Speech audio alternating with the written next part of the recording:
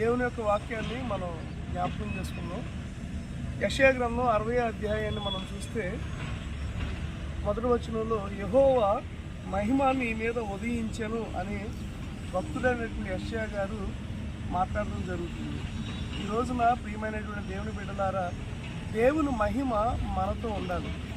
దేవుని మహిమ మన జీవితాలతో ఉన్నప్పుడు మన జీవితాలు ఆశీర్వాదకరంగా ఉంటుంది. చూడండి, ఈ తోటను మనం ఒకసారి చూస్తే నిజంగా ఈ తోట మంచి నీరు ఉండడం బట్టి, మంచి మంచు ఉండడం బట్టి దేవుడు ఈ తోటను దీవించాడు.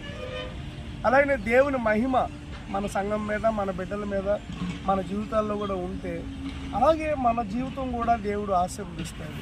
సో దేవుడి యొక్క ఆశీర్వాదాలు మన జీవితంలో ఉండాలంటే దేవుని మహిమ మనతో ఉండాలి. ఈ రోజున ప్రియమైనటువంటి దేవుని బిడ్డలమైన మన జీవితంలో దేవుని మహిమతో మనం నింపబడుదుం గాక. నీ కుటుంబాన్ని, నీ జీవితాన్ని ఆయన ప్రకాశమానమైన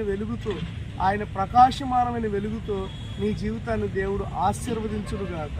ఆమేన్. God bless you.